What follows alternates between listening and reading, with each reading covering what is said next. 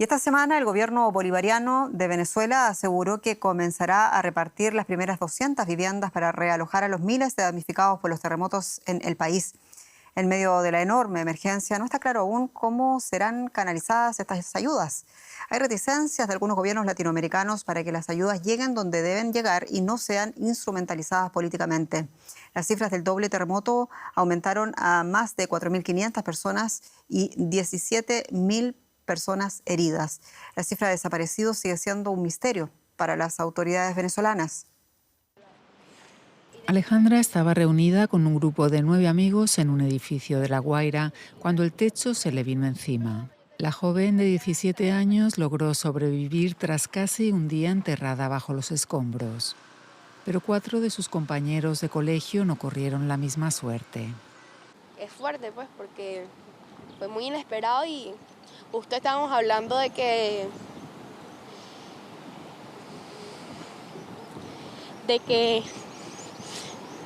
no nos íbamos a ver más después de la graduación, pero los quiero mucho y por lo menos sé que muchos no sufrieron. Antes de que la tierra temblara, el grupo estaba ensayando para el acto de graduación en un salón de fiestas ubicado en la planta baja de uno de estos edificios. Alejandra logró salvarse porque había subido a la tercera planta a buscar agua. Imágenes de alegría que los 2 sismos de 7,2 y 7,5 que sacudieron La Guaira en un intervalo de menos de un minuto enterraron para siempre. Los familiares de las víctimas se preguntan ahora qué hubiera ocurrido si la ayuda hubiera llegado antes. También el padre de Isabela, una compañera de Alejandra. Sin palabras, un poco el bosquejo, la ayuda llegó tarde.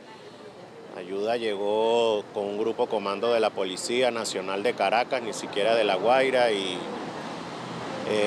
dieron lo mejor posible los muchachos, de verdad, fueron como si hubiese sido su hija y el comandante de verdad como si hubiese sido su hija. Dimos todo lo humanamente posible para rescatarla después de 20 horas y no lo logramos. Historias como la de este padre se escuchan a miles en Venezuela. Las cifras oficiales hablan de unos 4.500 muertos, pero el número real de víctimas es sin duda mayor, ya que el gobierno no contabiliza los desaparecidos, que son unos 50.000 según estimaciones de la ONU. No puedo sacar a mi familia, eso es todo, hijo. Lo más complicado es eso, que yo lo que quiero es mi familia, mi hijo, mi nieto y mi yerna, es lo único que yo quiero. Es lo único que le pido a mi Dios, ya que pasó lo que pasó, pero que me entregue los cadáveres de mis hijos. Eso es lo más complicado que yo tengo aquí. Cuando han pasado ya casi 20 días de la catástrofe que cambió sus vidas para siempre, las familias siguen buscando bajo las ruinas de concreto para encontrar el único consuelo que les queda, hallar los cadáveres de sus seres queridos para darles sepultura. Aquí hay gente que le quiere echar bola. Claro, la historia de Venezuela habla de mucha resiliencia, pérdida, pero también esperanza, y de aquello queremos hablar con quien ven, a mi colega Johan Ramírez, quien estuvo 10 días cubriendo desesperadamente la catástrofe en Venezuela post-terremoto, y Johan está con nosotros para compartir ese testimonio. En primer lugar, muy bienvenido a Berlín y de regreso a Deutsche Welle de nuevo, Johan. En primer lugar, la gran pregunta que nos hacemos es, ¿la ayuda está llegando donde tiene que llegar? ¿Qué te tocó ver? Sí, Jenny, te cuento precisamente es lo que yo vi. Visité el refugio más grande en La Guaira.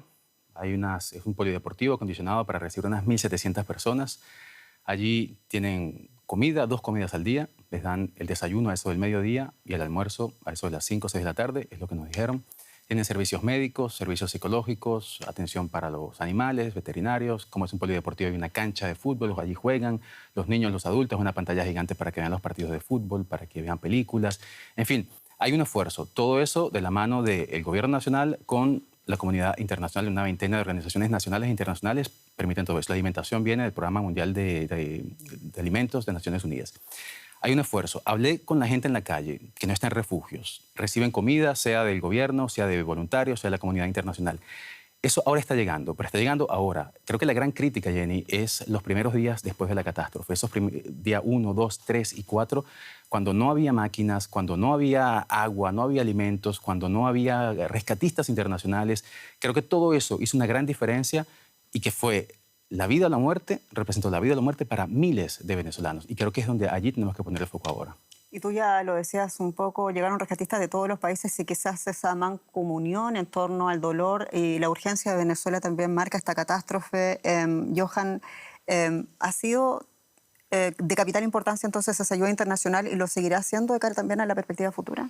Yo creo que es fundamental, porque hay que entender que este doble terremoto, si bien yo he hablado con muchos expertos hasta ahora, y todos coinciden en que un doble terremoto de esta magnitud le habría hecho daño a cualquier país del mundo. Pero hay que entender que esto le pasa a Venezuela, un país que desde hace 27 años vive en crisis política, económica, social, de gobernabilidad.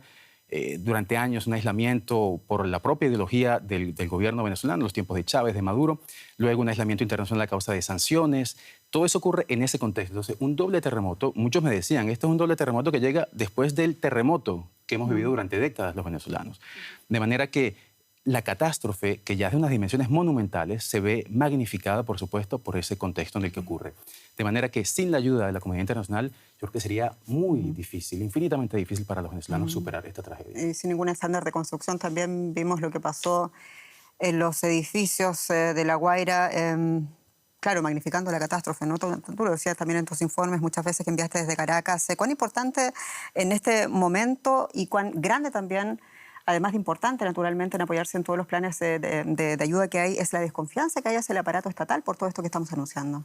Yo creo que es importante, sobre todo, esa desconfianza que se genera a partir de ese vacío que hubo durante los primeros días. Todavía no hay máquinas. Yo regresé el fin de semana de Venezuela y todavía había muchísimas ruinas donde no había máquinas todavía, maquinaria pesada para retirar los escombros. Y están allí los voluntarios, los familiares de las víctimas sacando escombros con las manos. Jenny, es dramático porque no quieren dejar allí a sus familiares fallecidos o con vida, tal vez, debajo de los escombros. Hay mucha desconfianza, pero yo creo que ahora mismo la energía de los venezolanos está enfocada en rescatar a los que podrían estar con vida y, si no, sacar los cuerpos sin vida para darles sepultura. Yo creo que esa es la gran prioridad y ese descontento, por lo pronto, no se manifiesta en la dimensión que podría manifestarse porque, como te digo, la energía está enfocada en eso en este instante.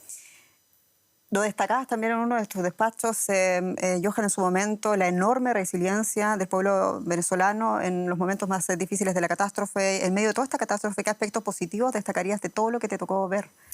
Me alegra que me preguntes eso, Jenny, porque tenemos semanas hablando de la tragedia de los venezolanos y creo que, si bien la tragedia es enorme, creo que en paralelo hay todo un país que se ha levantado. Tenemos años hablando de un país polarizado, dividido, y creo que esta tragedia, lamentablemente, que ha ocurrido, ha despertado una gran solidaridad nacional en la cual venezolanos de todas partes del país han llegado. Escuché historias de gente desempleada, sin dinero, que cruzaba el país pidiendo aventones, que la gente lo llevara en auto, que dormían en la calle durante días para por fin llegar a Caracas, bajar a La Guaira y ayudar.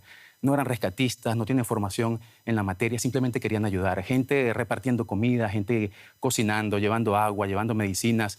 Los médicos ofreciendo consultas gratuitamente, los ingenieros verificando los edificios dañados para verificar que todavía son habitables. Es decir, una gran solidaridad, Jenny, que es absolutamente admirable y conmovedora. Johan Ramírez, muchas gracias por tu testimonio. Gracias, Jenny.